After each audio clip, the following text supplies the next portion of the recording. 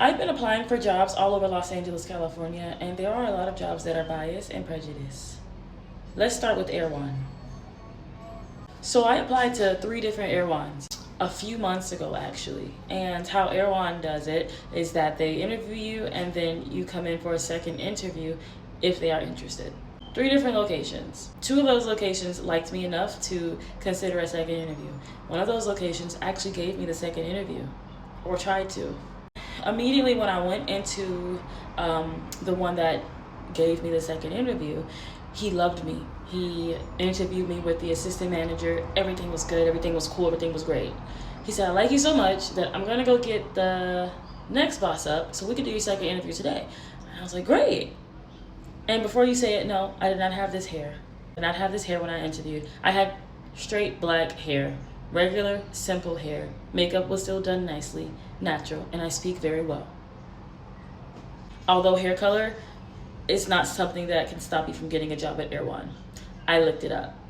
After I did the interview, they told me, well, we are hiring. However, because of your availability, we cannot hire you.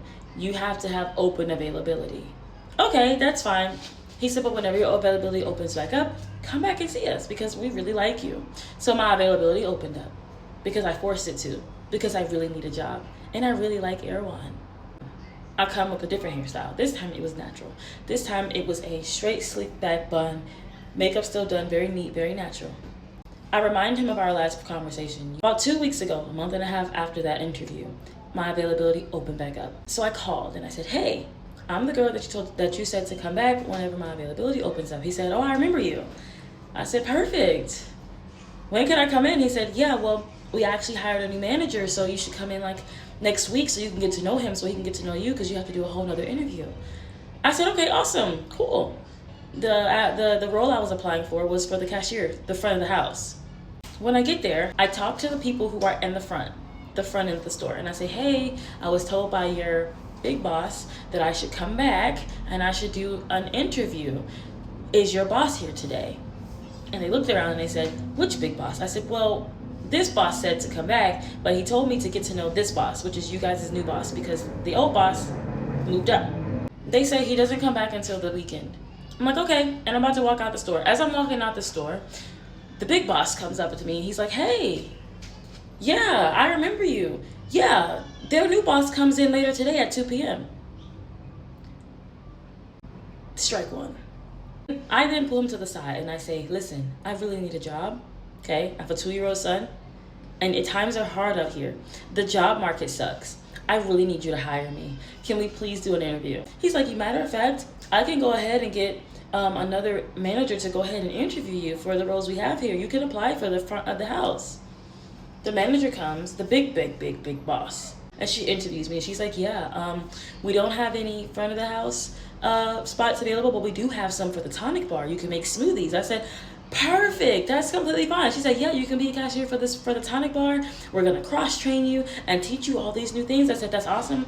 I'm well experienced, I'm well versed. I know how to speak to people. I like talking to people. I'm excited. She's like, okay, great. I'm gonna go get the tonic bar manager to interview you. So to catch you up, we are on strike one because not only did they lie to me and say that their manager is not going to be there until the weekend, but he actually came later on that day around 2 p.m. Strike two, the manager that originally told me to come back to the store told me that I could interview for the role of the cashier at the front of the store. When the big boss came, she told me that that was not a role that was available. However, I could be a cashier at the tonic bar. Keep up, right? Now we're about to reach strike 3. When the tonic bar manager comes to interview me, that manager tells me, we don't have a cashier position for the tonic bar, but you can wash the dishes. I said, but your boss just told me that that is a position that we have available. No, we only have the dishwasher position. I said, am I still gonna be cross-trained? Well, you know, this is a company where you can move up in the company, but for starters, you're gonna start off washing dishes. I interview very well. I take working a job very seriously. I take my professional life very, very seriously. I have dreams and goals. Okay? I'm not just somebody that's trying to live off of the government and the system for my entire life. I have dreams and goals. I actually want to work. But it seems as though you guys are giving me every single answer outside of, we just don't want you to work here. You tell me you want me to work at your establishment, but then you give me 100 circles, beelines, and runarounds so that I don't and cannot get hired. And that is frustrating. And it is unacceptable.